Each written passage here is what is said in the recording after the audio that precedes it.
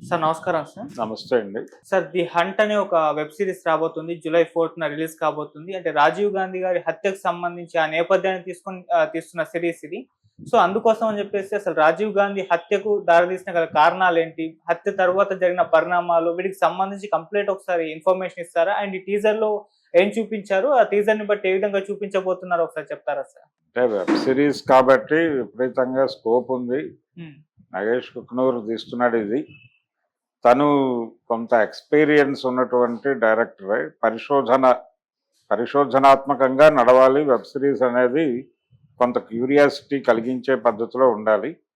ఈ మధ్య కాలంలోనే రాజీవ్ గాంధీ హత్య కేసులో ఒక ముద్దాయి మధ్య బెయిల్ మీద రిలీజ్ అయ్యారు. చాలా మందిని వదిలిపెట్టారు.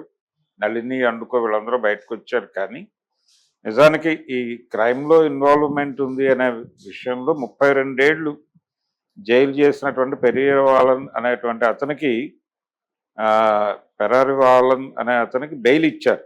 సుప్రీంకోర్టు బెయిల్ ఇచ్చింది. ఫైనల్గా అతను బయటకు వచ్చాడు. ఈ బయటకు వచ్చిన సందర్భంగా నిజానికి అంతకుముందే ఆయన పుస్తకం ఒకటి రాశాడు. తను ఎలా క్రైమ్లో ఇన్వాల్వ్ అయ్యవలసి వచ్చింది అని. ఇన్వాల్వ్ అయ్యాడని ఎందుకు చెప్తున్నారు, యాక్చువల్ ఇన్వాల్వ్మెంట్ ఏమిటి అనేది. అతను పాలిటెక్నిక్ స్టూడెంటు.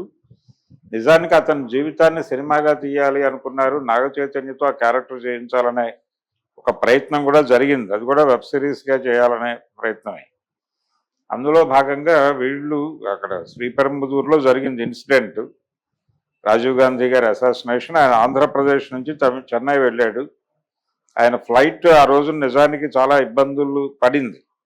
అంటే రిపేర్ అయింది, మధ్యలో ఆగింది. అయినప్పటికీ వెళ్ళాడు. ఆయన అప్పుడు ప్రతిపక్షంలో ఉన్నాడు. కాంగ్రెస్ పార్టీ ప్రతిపక్షంలో ఉండగా ఎలక్షన్ క్యాంపెయినింగ్ కోసం ఆయన తిరుగుతున్నాడు. ఆంధ్రప్రదేశ్లో జరిగినటువంటి ఎన్నికల ప్రచారంలో భాగంగా ఆయన పాల్గొన్నాడు. రాజమండ్రి, వైజాగ్ మీటింగ్స్లో పాల్గొని అక్కడి నుంచి మెడ్రాస్ వెళ్ళాడు. ఆయన మెడ్రాస్ వెళ్ళిన తర్వాత అక్కడి నుంచి పెరంబదూరులో ఆ ప్రోగ్రాంకి వెళ్ళాడు. మరకతం చంద్రశేఖర్ అనేటువంటి ఒక కాంగ్రెస్ పార్టీకి చెందినటువంటి ఒక నాయకురాలు. ఆవిడ అక్కడ కొంతమందిని, అంటే కాంగ్రెస్ పార్టీ ప్రచార కార్యక్రమాలు, పాటలు, దీనికి సంబంధించిన ఏర్పాట్లు చేస్తున్నారు, కల్చరల్ టీమ్ అనే పేరుతో కొంతమందిని రాజీవ్ గాంధీతో కలిపే ప్రయత్నం చేశారు. ఆ టీంతో పాటు వీళ్ళు వచ్చారు. తాను అలాగే శివరాసన్ వాళ్ళు వచ్చేసి తను రాజీవ్ గాంధీ గారి పాదాలకు నమస్కారం పెడుతున్నట్టుగా వంగి తన నడుము కట్టుకున్నటువంటి ఆర్డిఎక్స్ ఉన్నటువంటి బెల్ట్ని ఆన్ చేసింది. బ్లాస్ట్ అయ్యారు. ఆ బ్లాస్ట్ అయిన సందర్భంగా రాజీవ్ గాంధీ గారు అలా హత్యకి గురయ్యారు. దీనికి నేపథ్యం ఎల్టీటీఈ మీద పీస్ కీపింగ్ ఫోర్స్ అనే పేరుతో వీళ్ళు శ్రీలంకలోకి జొరబడి కొన్ని దాడులు నిర్వహించారు. ఎల్టీటీఈ కదలికల్ని కొంచెం ఇబ్బందికరంగా మార్చారు. దీని వెనకాల అంతర్జాతీయ కుట్ర ఉందనేది ఆ రోజున ఉన్నటువంటి అభిప్రాయం. శ్రీలంక అనేది హిందూ మహాసముద్రంలో కొంచెం కీలకమైనటువంటి స్థావరం కాబట్టి దాన్ని తమ కంట్రోల్లో ఉంచుకోవాలి అని అప్పటి రష్యా భావించటము, ఇవన్నీ కూడా రాజీవ్ గాంధీ అడుగు ముందుకేయటానికి ప్రోత్సాహం ఇచ్చిన ఆయన ప్రధానిగా ఉండగా జరిగినటువంటి కార్యక్రమం. ఆ తర్వాత ఆయన ప్రధాని పదవి నుంచి తప్పుకున్నాడు. తప్పుకున్న తర్వాత చంద్రశేఖర్ ప్రధానిగా ఉండగా ఈ ఇన్సిడెంట్ జరిగింది. రాజీవ్ గాంధీ గారి అసాసినేషన్ జరిగినప్పుడు ప్రధానిగా ఉన్నది చంద్రశేఖర్. దీనిలో మనకు కనిపిస్తుంది. అది కూడా ఈ ట్రైలర్లో వాళ్ళు రిలీజ్ చేసినటువంటి టీజరో ట్రైలరో దానిలో చంద్రశేఖర్ని పోలినటువంటి ఒక పాత్ర కూడా చాలా సీరియస్గా దీన్ని అంత ఈజీగా వదిలిపెట్టకూడదు అని మాట్లాడుతున్నట్టుగా ఒక డైలాగ్ ఏదో వినిపించింది. ఆ క్యారెక్టర్ డిజైన్, గడ్డం అదంతా చంద్రశేఖర్ గారి పద్ధతిలోనే డిజైన్ చేశారు. ఆ టైంలో నిజానికి పివి నరసింహారావు గారు ఆ ఎన్నికల్లో రాజకీయ సన్యాసం ప్రకటించి ఆయన ఎక్కడి నుంచి కంటెస్ట్ చేయలే. ఆయన లైబ్రరీ అంతా వేకేట్ చేసి హైదరాబాద్ పంపించాడు. బుక్స్ అన్ని ఢిల్లీ నుంచి వేకేట్ చేసి హైదరాబాద్ వచ్చేయాలనే ఒక కార్యక్రమంలో ఉన్నాడు. ఆయన ఉండగా ఈ అసాసినేషన్ జరిగింది. ఈ జరగటానికి ప్రధానమైన కారణం అంటే ఆయన మీద ఎల్టీటీఈ వ్యతిరేకంగా ఉంది. ఎల్టీటీఈ మాత్రమే వ్యతిరేకంగా లేదు. నిజానికి కొలంబో నేటివ్ పీపుల్లో కూడా రాజీవ్ గాంధీ మీద కొంత వ్యతిరేకత వచ్చింది ఆ పీస్ కీపింగ్ డ్రైవ్ వల్ల. వచ్చింది అనడానికి ఒక అద్భుతమైన ఉదాహరణ ఏంటంటే ఆయన కొలంబో వెళ్ళాడు ఒకసారి గౌరవ వందనం స్వీకరించడానికి వెళ్ళినప్పుడు ఆయన మార్చ్ చేస్తుండగా అక్కడ గౌరవ వందనంలో నిలబడినటువంటి ఒక సైనికుడు తుపాకీ వెనక్కి తిప్పి ఈయన్ని కొట్టబోయాడు. రాజీవ్ గాంధీని కొట్టబోయాడు, ఈయన తప్పుకున్నాడు. అది చాలా సెన్సేషన్ క్రియేట్ చేసినటువంటి సీన్.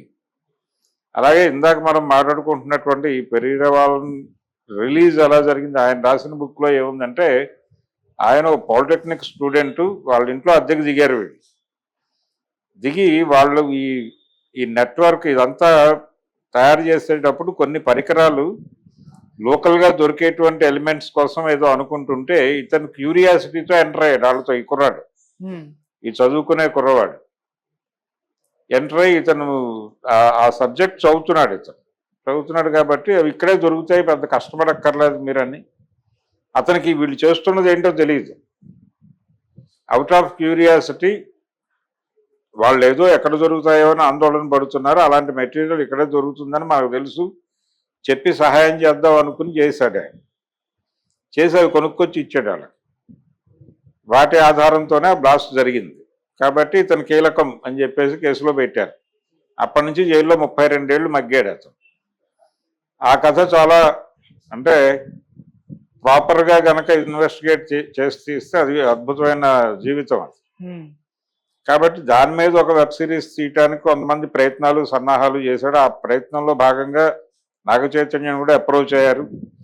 ఇక్కడ కొంతమంది టీవీ ఆర్టిస్టులతో కూడా ఆడిషన్స్ జరిగినాయి. తర్వాత ఆ ప్రాజెక్ట్ ఎందుకునో ఆగింది. ఫైనల్గా ఇందులో విషయం ఏంటంటే ఇది కార్తికేయన్ చేతిలోకి కేసు వచ్చిన తర్వాత Rajiv Gandhi assassination programme complete అయిపోయిన తర్వాత ఈ కేసును తొందరగా కంప్లీట్ చేయాలనే ఉద్దేశంతో సిట్ని ఏర్పాటు చేశారు. ఆ సిట్కి ముఖ్య సూత్రధారి కార్తికేయన్, ఆయనకి అప్పచెప్పారు ఈ ఫైలు. ఆయన 90 రోజుల్లో ఈ కేసు మొత్తం పరిశోధన పూర్తి చేసి ఫ్రేమ్ చేశాడు. ఆ ఫ్రేమ్ చేసినప్పుడే వీళ్ళందరూ అరెస్ట్ అయ్యారు. నళిని వీళ్ళందరూ అప్పటి కాంగ్రెస్ పార్టీతో ఉన్నటువంటి బ్యాచే. అంటే తమిళ్ సెంటిమెంట్ని తీవ్రంగా గాయపరిచాడు అక్కడికి సైన్యాన్ని పంపడం ద్వారా అనేది. అంటే లోకల్ తమిళ్ పీపులే చేశారు ఇది అనేది ఫస్ట్ వీళ్ళు అనుకున్నటువంటి అభిప్రాయం. ఎలాగైతే ఇందిరాగాంధీ గారు అమృత్సర్లో గోల్డెన్ టెంపుల్లోకి సైన్యాన్ని బూట్లతో పంపించి భింద్రన్వాలేని చంపడం కోసం ప్రయత్నం చేసిందో అలాంటి ప్రయత్నమే కొలంబోలో తమిళ టైగర్ ప్రభాకరాన్ని చంపడం కోసం వీళ్ళు సైన్యాలను దింపారు అనేది ఇక్కడ అమృత్సర్లో సిక్కుల మనోభావాలు ఎలా గాయపరిచిందో ఆ అమృత్సర్ సంఘటన ఆపరేషన్ బ్లూ స్టార్ అనేది ఈ పీస్ కీపింగ్ ఫోర్స్ అనేటువంటి కార్యక్రమం తమిళల హృదయాలని గాయపరిచింది. అందుకని వీళ్ళు లోకల్గానే అటాక్ చేశారు అన్న పద్ధతిలో ముందు అనుకున్నారు. కానీ దీని వెనకాల ఎల్టీటీ డిజైన్ ఉంది అనేది తర్వాత ఎస్టాబ్లిష్ అయింది. ఎస్టాబ్లిష్ అవుతున్న క్రమంలో ఈ తమిళ్ సెంటిమెంట్ను కూడా వాళ్ళు వాడారు. అందులో భాగంగానే ఈజీ అయింది కార్యక్రమం, అంత ఈజీగా చేయగలిగారు అని. అంటే కాంగ్రెస్ పార్టీ లోపల ఉన్న వాళ్ళ సహకారంతోనే ఈ కార్యక్రమం జరిగింది అనేది ఎస్టాబ్లిష్ అయిన ఫ్యాక్ట్. అలా ఈ శివరాసన్ వీళ్ళ పేర్లన్నీ కూడా ఆ టైంలో ఈ పేర్లన్నీ కూడా విపరీతంగా పాపులర్ అయినాయి. ఆర్డిఎక్స్ అనేటువంటి పేరు కూడా మొదటిసారి ప్రపంచం విన్నది అప్పుడే. బెల్ట్ బాంబ్ అనేటువంటి పేరు ప్రపంచం విన్నది అప్పుడే. ఇలా అనేక విషయాలు ముడిపడి ఉన్నాయి రాజీవ్ గాంధీ గారి అసాసినేషన్తో పాటు. అంటే అంత ఈజీగా అంటే అలాగే ఈ సెల్ఫ్ బాంబర్స్ అంటే వాళ్ళని వాళ్ళు పేల్చేసుకుని చచ్చిపోయేటువంటి పరిస్థితి ఆలోచనతో వెళ్ళేవాళ్ళు. ఇలాంటి వాళ్ళు ఉంటారా అనే ఒక చర్చ. అంటే తమని తాము అంతం చేసుకోవడానికి సిద్ధపడి వెళ్ళేవాళ్ళు ఉంటారా అనేది కూడా ప్రపంచాన్ని భయపెట్టినటువంటి సందర్భం అది. అంటే చావుకు సిద్ధపడి ఇంకొకళ్ళని చంపడానికి వెళ్తున్నారంటే ఏ స్థాయి వ్యతిరేకత ఉంటే వెళతారు అనేది. ఇది చాలా విపరీతమైన డిస్కషన్ జరిగినటువంటి సందర్భం. అందుకని రకరకాలుగా రాజీవ్ గాంధీ అసాసినేషన్ అనే కార్యక్రమం ఇది జరిగినటువంటి నిజానికి 92 ప్రాంతాల నాటి రాజకీయ వాతావరణంలో విపరీతమైన చర్చకి దారితీసినటువంటి ఇన్సిడెంట్ అది. చాలా పవర్ఫుల్ ఇన్సిడెంట్, చాలా చర్చ. ఇందిరాగాంధీ గారి హత్య కంటే కూడా ఎక్కువ చర్చ జరిగిన సందర్భం ఇది. ఇందిరాగాంధీ గారి హత్య కంటే కూడా రకరకాల కోణాలు ఉన్నటువంటి హత్య రాజీవ్ గాంధీది.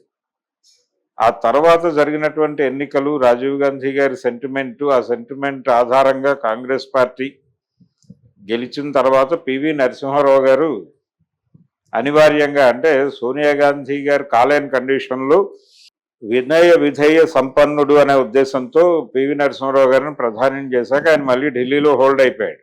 నిజానికి ఆ ఎన్నికల్లో పాజిటివ్గా మామూలుగా జరిగి అసాసినేషన్ జరగకపోతే రాజీవ్ గాంధీ గారు మళ్ళీ ప్రధాని అవ్వాల్సిన వాడు. అప్పటికంటే చంద్రశేఖర్ ప్రధాని కావటం వెనకాల కూడా ఈయన ప్రమేయం ఉంది, రాజీవ్ గాంధీ గారి ప్రమేయం ఉంది. అదే చంద్రశేఖర్ మీద ఆయన తర్వాత విమర్శలు కూడా చేశాడు. అంటే నిఘా వైఫల్యం ఉంది ప్రభుత్వంలో, నా మీద రకరకాల దాడులు జరగడానికి ప్రయత్నాలు జరుగుతున్నాయి, నిఘా వైఫల్యం ఉంది, నిఘా సంస్థలు సరిగా పనిచేయట్లేదు, మా ఇంటి మీద నుంచి విమానాలు ఎగురుతున్నాయి, ఇలాంటి మాటలన్నీ, నా భద్రతకి ముప్పు ఉంది అనే మాట రాజీవ్ గాంధీ గారు మాట్లాడాడు ఆల్రెడీ ఈ అసాసినేషన్ కంటే ముందే. దాంతో నిజానికి అప్పుడు ఎన్నికలు జరగడానికి కూడా ఒక రకంగా దారి తీసిన పరిస్థితులు రాజీవ్ గాంధీ గారి మాటలే. ఆయన ప్రభుత్వం మీద ఉన్నటువంటి నమ్మకాన్ని, అప్పటి వరకు ఆయన చంద్రశేఖర్ ప్రభుత్వం మీద నమ్మకం ఉంది అని చెప్పినటువంటి రాజీవ్ గాంధీ గారే ఈ ప్రభుత్వం చాలా లోపభూయిష్టంగా ఉంది అని చెప్పాడు. చెప్పిన తర్వాత వాళ్ళు ఎలక్షన్కి వెళ్ళారు. వెళ్ళిన తర్వాత వాళ్ళు గెలుస్తారా లేదా అనేది పక్కన పెట్టేస్తే రాజీవ్ గాంధీ గారి ఒక పాజిటివ్ వైబ్ ఉంది దేశంలో అనే విషయం ఆయనకు అర్థమైంది.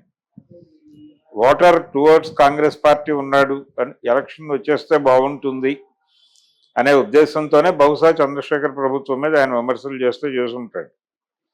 ఇలా రకరకాలుగా జరిగి మొత్తానికి ఆయన అలా తమిళ్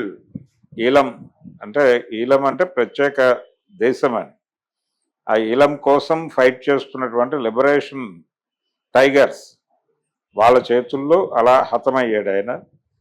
అయితే ఈ మొత్తం వ్యవహారం అంతా వాళ్ళు వెబ్ సిరీస్లో చెప్పరు. వీటిలో నుంచి కొన్ని ఎలిమెంట్స్ తీసుకుని దర్యాప్తు ప్రధానంగా నడుస్తుంది. ఇన్వెస్టిగేషన్ మాత్రమే 90 days జరిగినటువంటి అంత తొందరగా కేసు సాల్వ్ చేయటం అనేది కూడా ఒక చర్చనీయాంశం అయింది. కాబట్టి అలా